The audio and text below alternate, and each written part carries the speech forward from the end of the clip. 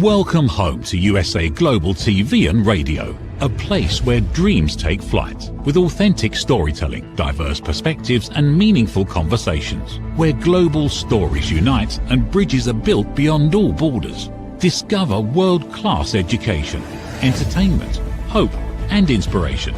Together, we're building bridges worldwide. Subscribe to our channel, USA Global TV. Download our app, USA Global TV. Be our guest or join our team. Visit usaglobaltv.com. Thanks to our founder and executive producer, Dr. JACALYN KERBECK. Music score by Yeffy Tang from Cloud Road Music. Voiceover artist Mike Porter. Creative direction by Paul Garcia. USA Global TV and Radio. Your home for global connection. All rights reserved. This video and its contents are the exclusive property of USA Global TV and Radio. Unauthorized use, duplication or redistribution in any form is strictly prohibited. Have you ever met someone with less experience than you have who moved further, faster, and accomplished more, and you wondered why? This is because we have a difference between a mindset and an experience. And when we have experience, sometimes that changes our mindset. So we're going to talk a little bit more about this, that even though we have experience, the way that we look at things and the way that we internalize or we express them can really determine how far we're going to get with whatever it is we're trying to accomplish. So joining me is someone who has a lot of expertise in this area. Let's welcome Mariska Du Preez. Hello, welcome to the show. Hello, and thank you for having me. Well, thank you for coming up with this lovely topic. I think it's really important. I'd like you to just share briefly what type of work you do that actually would involve mindset and experience. Wow, the work that I do is with leaders, and there we find very often that mindset and experience can definitely intertwine with each other in a variety of different ways, and the one can influence the other, and so can it the other way around. So within that space, it is sometimes obvious and sometimes not so obvious, especially when we are in it, right? It's one of those things where, because it's our mindset, we are so used to it, we don't always see it. And yet the experiences we might see, and sometimes we don't really realize that we are repeating certain patterns that might be based on certain mindsets either. So it's a very interesting topic for me, and I look forward to exploring it with you. I'm excited about it as well, because you and I have gone through many evolutions, iterations of our career. And I feel that we continuously reinvent ourselves. And a lot of this has to do with mindset.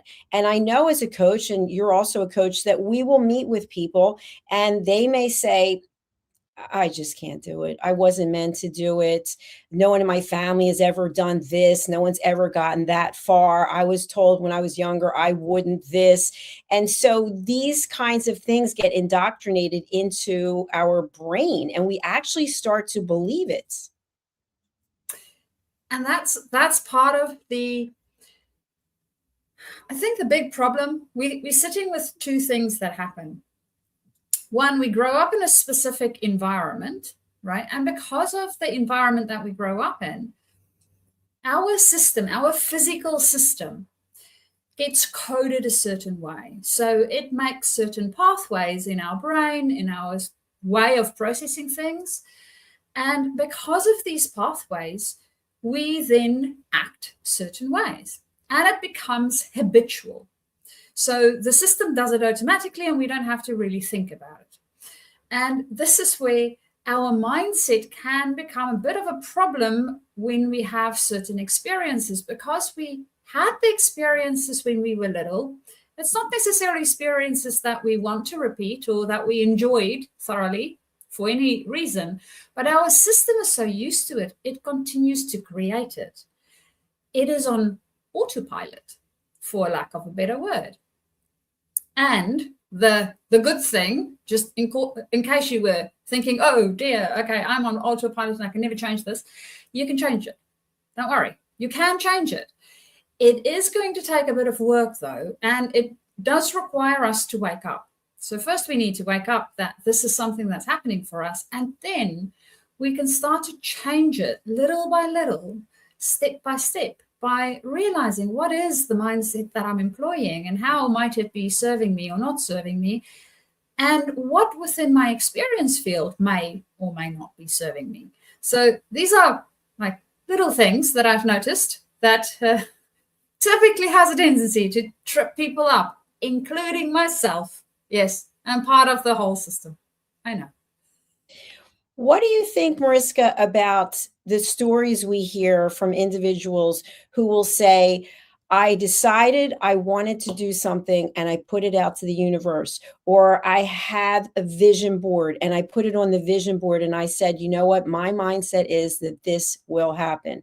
Do you use vision boards or those types of thought processes for things that you want to happen? I do believe that we can be very intentional, right? So a vision board is a way of putting that intention front and center for us and putting it into a visual form for us. You can set intentions in a variety of different ways. You might set intentions by thinking about the way that you want to feel when you have the experience, and then tapping into that feeling. So tapping into that feeling is also a way of setting an intention for yourself. As I said, there's a variety of ways of setting intention, and the setting intention is really, it's like a compass that we have, and we look at it and we say, yep, I'm still on track. I'm still going in the direction I want to go into, right? Doesn't mean that the terrain all of a sudden gets cleared out and smooth and it's a paved path. No, it doesn't. You will still need to navigate it. You might still get to places where you go, okay, well, my compass is telling me I need to go that way, but physically, there's a whole bunch of stuff in front of me. I can't go that way, right? I need to go around it or over it somehow or traverse it. So understanding that the intention that we have is part of that compass setting, is that this is what I want. And yes, we need them. We need to have an intention. It's a little bit like going to achieve something, but we don't have a goal. It's going to be a little bit difficult to achieve the thing if we don't even know what it is exactly that we want to be achieving. So we need that in order that we get into the right space. And it doesn't mean that now that I have my goal set, I have my intention, I have the direction in which I'm going to travel and I'm going to go there, that now I don't need to take the steps. Yes, we are on the planet Earth. We need to take the steps. We have to take the steps. You know, one thing that I've heard from people that I've worked with is, I'm going to try that. Or my intention is to do that. Okay, so in the second one, what is your plan? What are the steps? Oh, I don't know. So have you put any thought into it? No, not really. I'm sure I'll just do it. So I'm sure that there might be times in life when we just do it when something happens, but I'm sure there's other things that are behind that.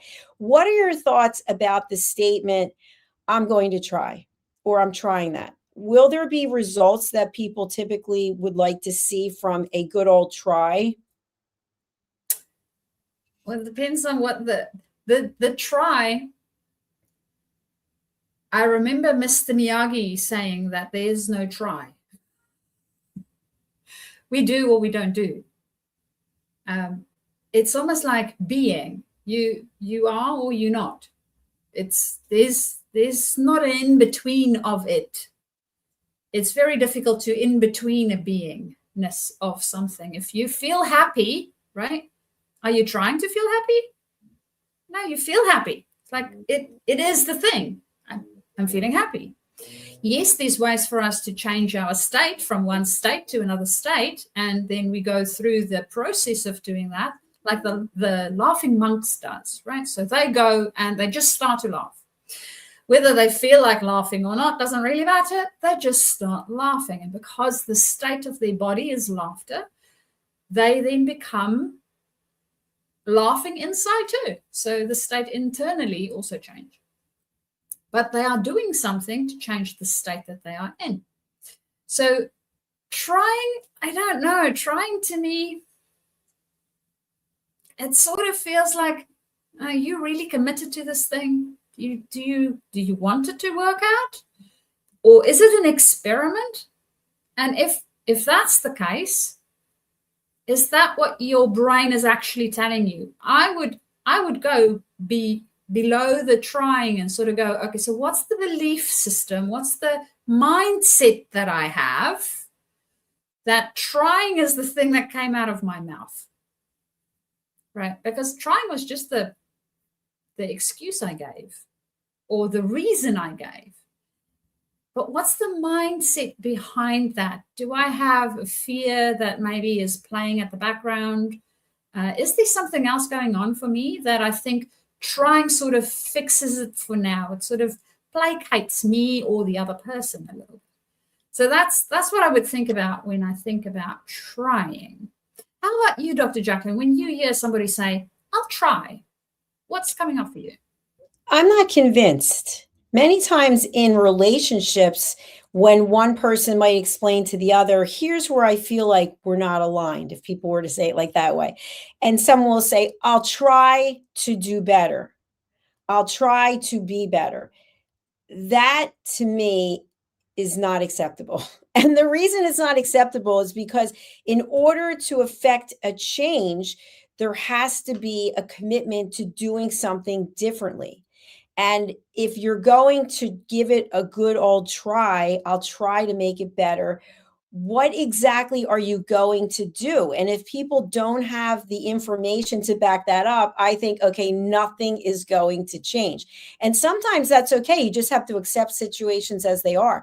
But I like the word that you just used, which was experiment. It's an experiment. And what comes to mind is I just attended this training for YouTube, and they have in the title, when you're going to come up with a title, they have A/B. So they're going to test out two different titles to see which one resonates more with viewers.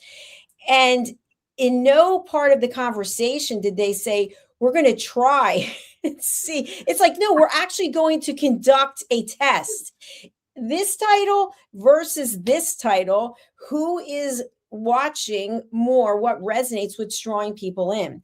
So the other thing I want to talk about with this, because I think it ties in, is many times the experiences that we have in life are aligned with the fact that we made a decision to do something. So I would like you, as I put you on the spot, because we have no script, as you know, what is something professional that you have accomplished maybe in the last 10 years or so that you really feel good about? And then we're going to kind of dive into that. I would say getting to my PCC. So I did not say I'll try to. I was very intentional about wanting to get to, well, I want to get to my MCC. So that's the end goal that I'm working towards. I'm sort of halfway through at the moment. But that's something that I'm very proud of. So I've set myself an intention. I have then taken my intention and I have broken it down into a goal so that it's a SMART goal. If you're not familiar with a SMART goal, it's specific, measurable, attainable, realistic, and time-bound. So I broke it down for myself so I could see what the steps might be and whether those steps felt realistic and attainable for me in the time that I decided that I want to do this in. And that is something that I'm very proud of, because I could say, well, I set out and I am doing this thing. I'm still in the process of doing this thing. So you guys haven't gotten me by saying, oh, yeah, I'm finished with it. I am still in the process of doing it. And I am very happy about how the progress has gone thus far and the effort and focus that I put into it. And especially in the beginning, I find typically when I need to, or when I start something, I need to be very focused on whatever the thing is that I'm starting off, because it's a little bit like having a big, heavy cart full of stuff that we are pushing on a road. Now, we don't have an uphill road or a downhill road. We just have something that's flat, right? So it's not impossible to push, but it does take a lot of effort to get it moving, that very, very first bit. But once it's moving, we can speed up. And it's a lot easier to push. So that for me is where the effort comes in. I need to put in a lot of effort at the beginning and then make sure that I keep it consistent effort, right? So I want to keep that consistency in order to not have to stop and then put a lot of effort into the beginning again. So those are things that I find helpful for me in my process. And that is something that I have achieved that I'm quite proud of at the moment. How about you, Dr. JACALYN? I'm very proud of you for that. Congratulations. That is outstanding. It's one of those things where you can look back and remember when you made the first step and you think about the journey and how far you've come. But if you never had the mindset to take the first step, you might still be trying. And so there's no judgment. I'm not saying judge yourself harshly as a person if you've been thinking about something but you haven't done it, because it does take courage and it takes commitment. I think for me, the one that stands out a lot is the building of USA Global TV and Radio, but I'm still building that. So I'll refer to when I got my doctorate. I didn't have to get a doctorate. I remember exactly where I was, exactly what I was wearing, where I was sitting when I made the decision that I was going to go for my doctorate. And when I read the description that it was going to be 6 years and that a lot of it was asynchronous posting because it wasn't actually live, and that's very common today, but there would be live sessions and there would be some traveling to a residency out in Arizona. And I was already working full time and I had a part-time job.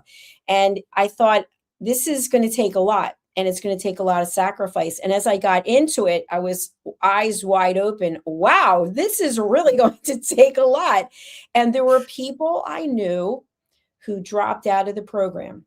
And you can't fault them because it's a lot. So at the end, when I walked across the stage and my mother was there and my cousin was there and some of my friends were there, and just looking out in the audience, and they do something where they call hooding it, where they put a hood right over you. And Tom Brokaw was the guest speaker. And it was just incredible. And I remember that moment thinking, I can't believe the day is finally here, because there was so much that went into that day.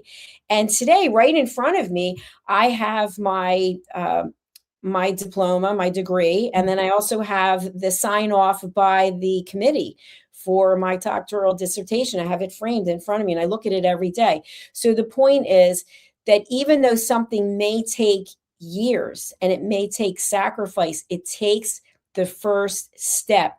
So, question for you.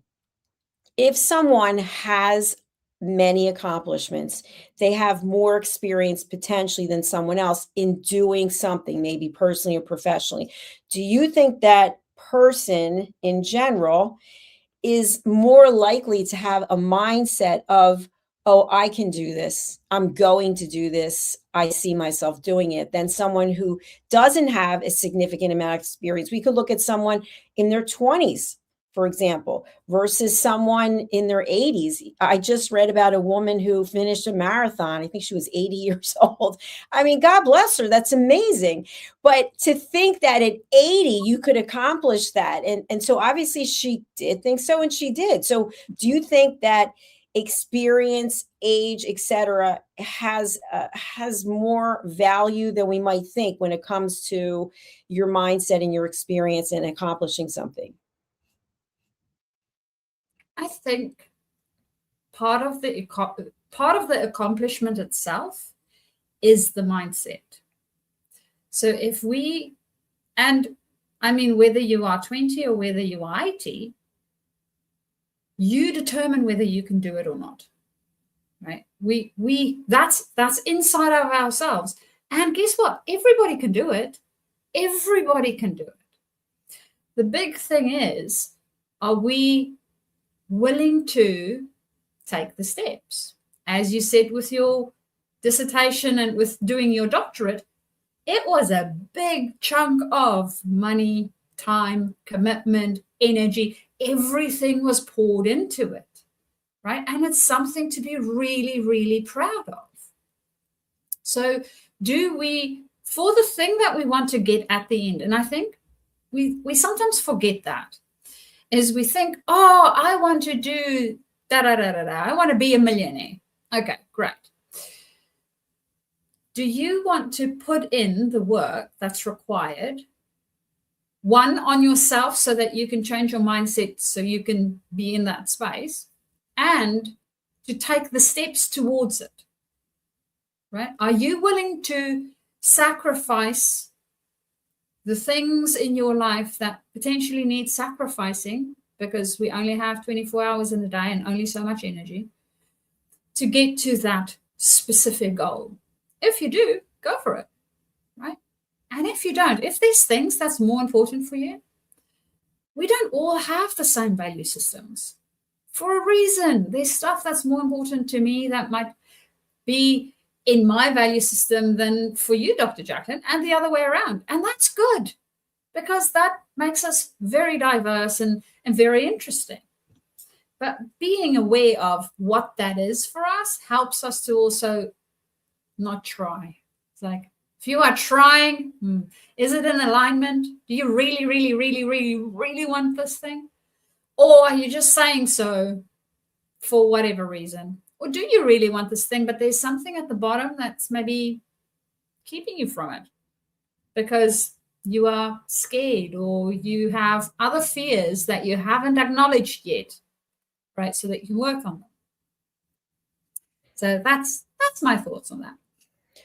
Mariska, based on your personal and professional experience, when we interact with someone who has a different mindset and we're really unable to come to some type of understanding, there can be a lot of frustration. So if you bring two people together, I love reality TV. There are reality TV shows where you have people who meet, there's a wall blocking them. They don't actually see each other. And so they get to know each other over a certain amount of time, and they actually meet, and then they spend time together. And so they're meeting each other in a different way than maybe if you're on a dating site and you meet someone. But at some point, regardless, there will be something that you disagree on, that you have a very different perspective. And your mindset might be, well, I can only be with someone who looks at things the same way that I do. And if that's the case in everything that you do, you probably are going to be disappointed, because we all have different mindsets. But what are some things, obviously we're not therapists here, but what are some things in business, for example, in dealing with leaders, when two leaders in an organization might have a very different mindset? You might have a CEO who thinks one way and a CFO, they have different responsibilities, but they might be at different places, and yet they still have to come together. So how do you have that meeting of the minds? Well, first we need to have the meeting of the systems. And when I'm saying meeting of the systems, I'm talking about your physiology, right? Because one of the things that happens for us when we come across somebody that might have different ideas than our own is that our physiology starts to react to it before we even spoke any words. And the other person's physiology picks up on it before we've even spoken any words. So that's the first place that we actually need to start. And one thing that I find helpful for myself, because I work with a variety of different people every day, and do I agree with all of them and all the ways that they look at things? Most probably not. Can I learn from it? Always. And is it interesting for me to uncover how it is that they came to that specific conclusion? Yes, it is very interesting. I am very curious as to How did you start to set up your system in a way that made that the thing for you, the truth in your space? And is it an absolute truth? Most probably not. Neither is mine, right?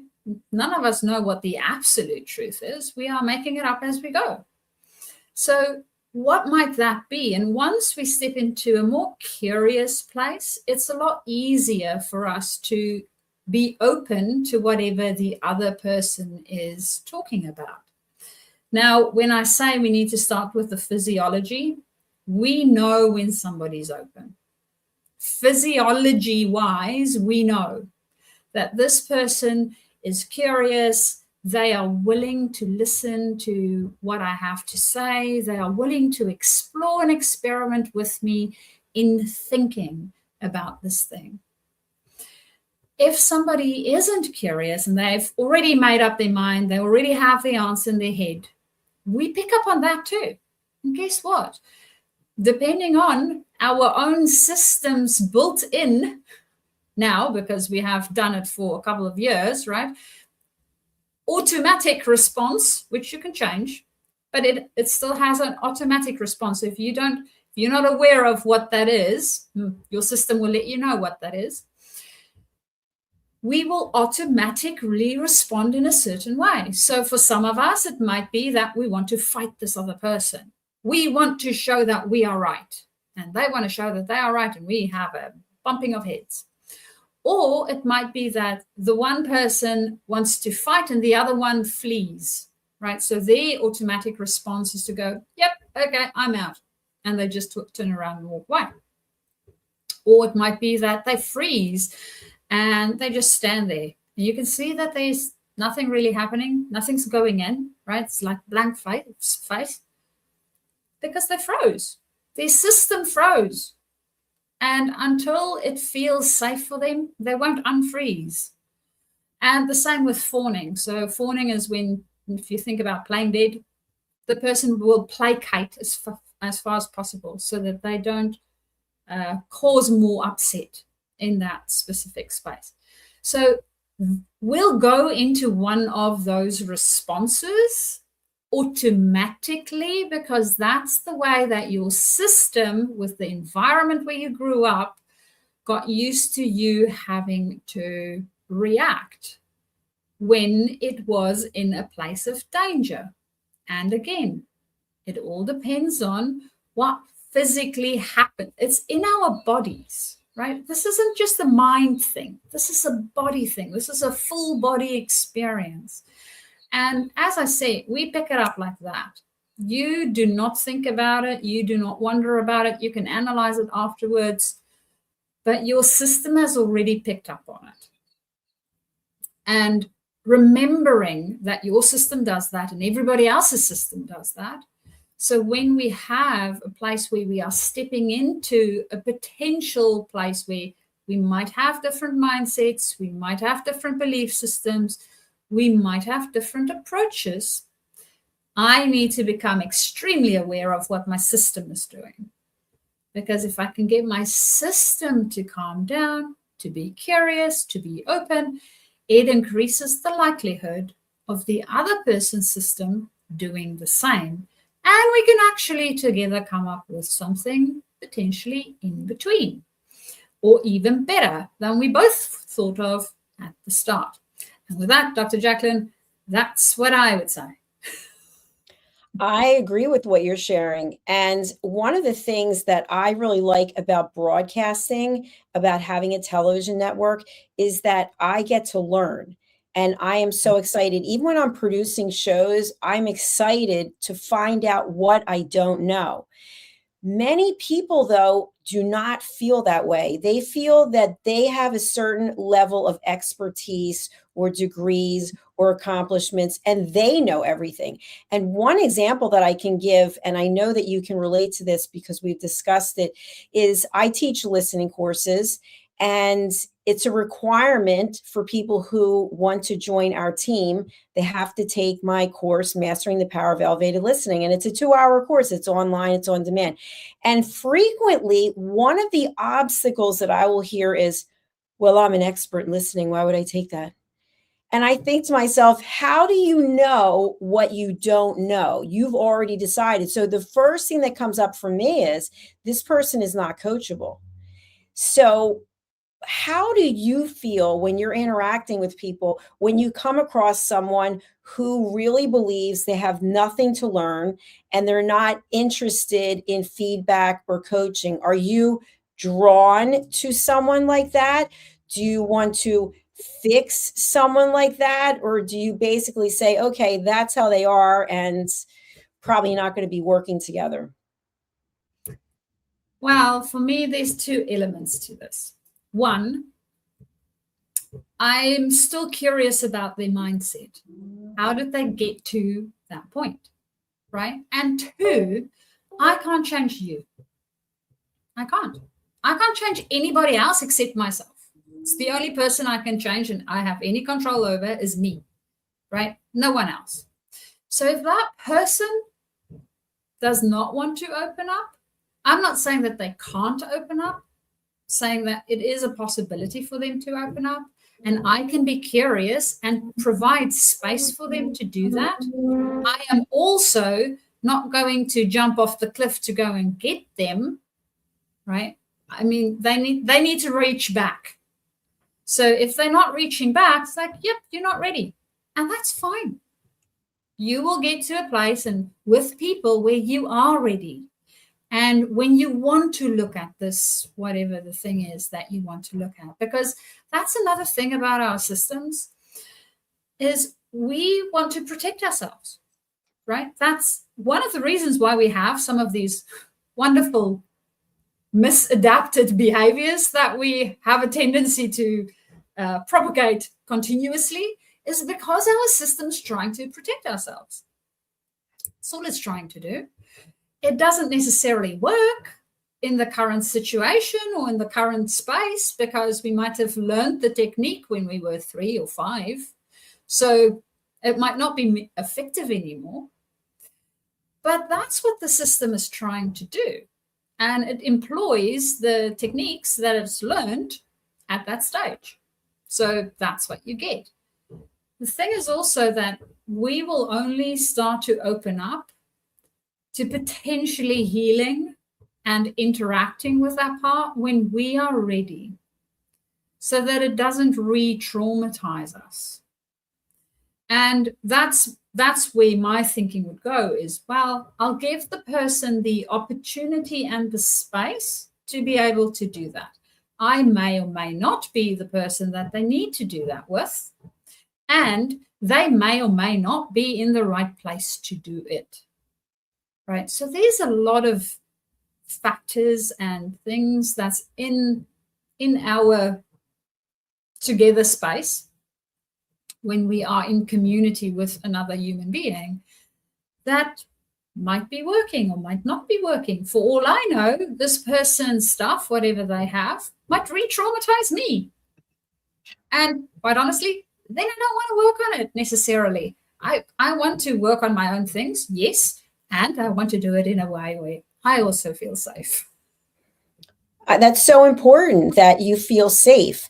And part of what's coming up for me is that is what we're discussing today is really one of the things that drove me to write my book, Stop Giving Away Your Value, because I was always trying to be so accommodating. If I would say, you want to join the team, you have to take this 2-hour course, and I made it very cost effective, and I got a lot of reasons why they weren't going to do it, at some point I would be listening to them go on about why they're not going to do it. And now I basically say, okay, well, unfortunately, you're not going to be able to join the team because I thought my time is valuable and I'm not here to try to convince someone. If you can't see the possibilities or what the value could be after I've already explained it to you, then we probably are not meant to work together, because this is just a very small part of it.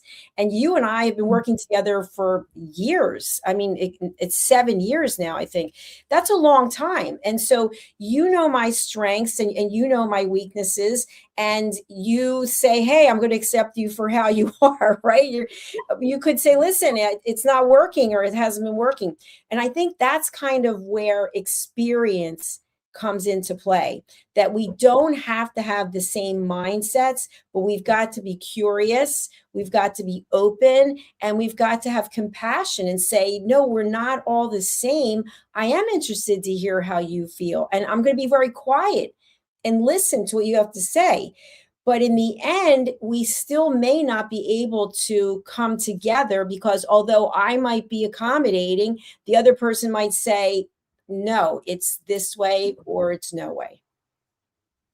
And that's their prerogative. Yes, it is. Yeah. And that's fine too. We don't necessarily need to agree about every single thing.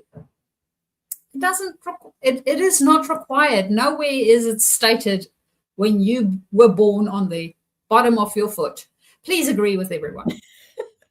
Let me check my foot now. No, yeah, if you're not sure, just check the bottom of your foot. But I don't think there's any messages there, right? None that I'm aware of. So we can be ourselves. That's part of the brilliance of being on this planet, is being your full self and being able to be your full self. If we can just do that as a species, I think we would have won all the prizes potentially possible, because you can be yourself, you can express yourself, you can just be you. Just be you. And everybody else can just be them, right? And we can be okay with that. Don't need to put anybody in a box or make them want to be a certain way. The way they are, whatever it is good. It is good. They are on whatever journey it is that they are on. And they will learn the lessons that they need to learn at the time when they need to learn it. The same with you. You are on the journey that you are on, and you will learn the lessons that you will learn when it is time for you to learn them. And it is good. Will it be easy? Most probably not. There's going to be some bumps in the road. That's normal. That's also part of being on this planet, right? We get to experience the bumps, and then we go, okay, that was a bump. I like the bump. Or I didn't like the bump. Or, okay, this is a bump. I want to do the bumps different next time. And to give you an example of this, I've traveled and moved quite a bit, as did Dr. JACALYN. And one of the things that I've experimented with during one of my moves was mindful moving. So I had the move before that feel very, very stressful, and I didn't like it. And I said, well, I don't want the move to feel stressful again because I don't like it. I want this move to feel different. And then going back to those intentions, I thought, okay, so what do I want my new move to feel like? And I thought, well, I would like it to feel easeful. I still know that moves will most probably have some unforeseen things in it.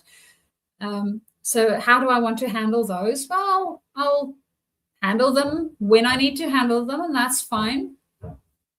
And I want to be calm and grounded during my move. That's how I wanted my move to feel like. And then I went and I thought about, okay, so how does this actually look in life? If I'm busy packing and I'm busy doing these things, how might it look to feel that way? And I came up with mindful moving. So just being mindful, right? In a mindful, present state with whatever I'm doing. That's it.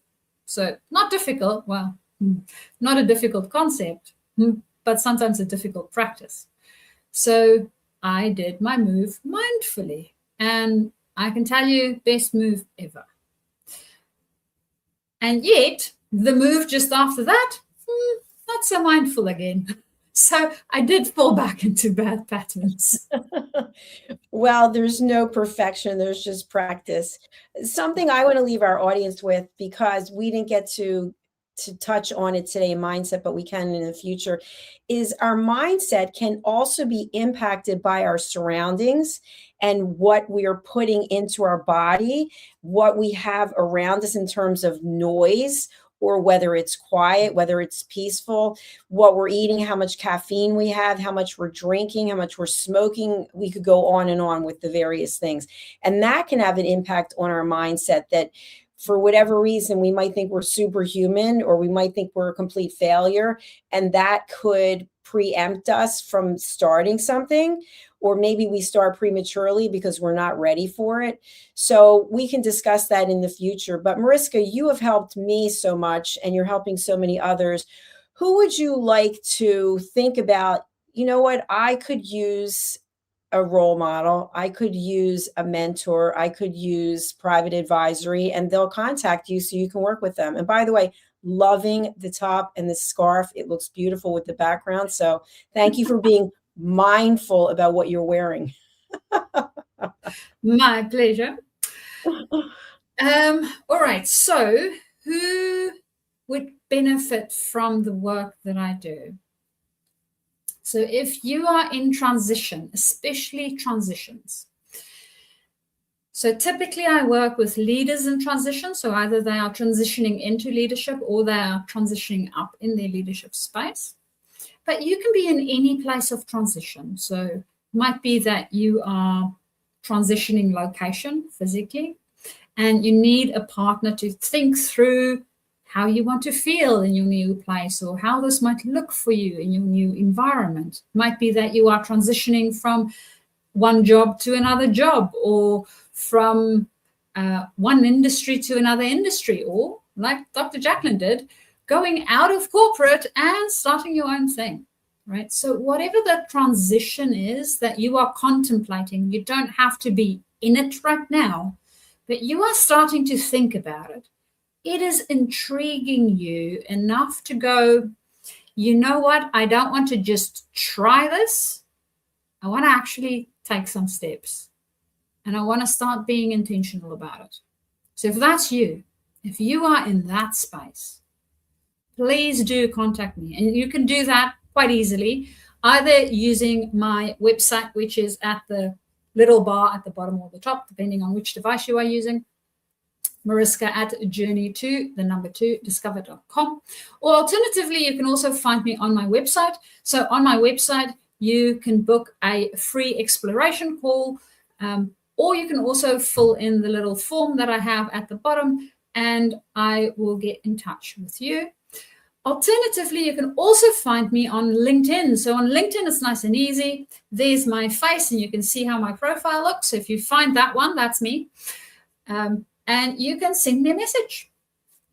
So send me a message on LinkedIn, nice and easy, and we can start our conversation and find out how we can help you to create intentionally the thing that you want to be creating through the transition that you are either in or planning to be in the near future.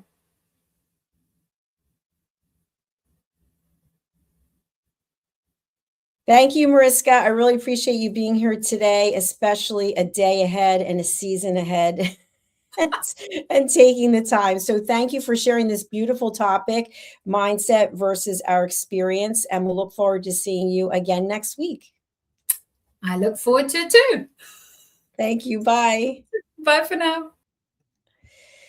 Well, folks, hot off the press, here it is, my very first copy of Stop Giving Away Your Value, Boundaries, Pricing, and the Business of Respect. I just received it. I'm a little upset because the corner is folded. So, of course, I'm going to have to buy more. But I just got this book today. It was released yesterday.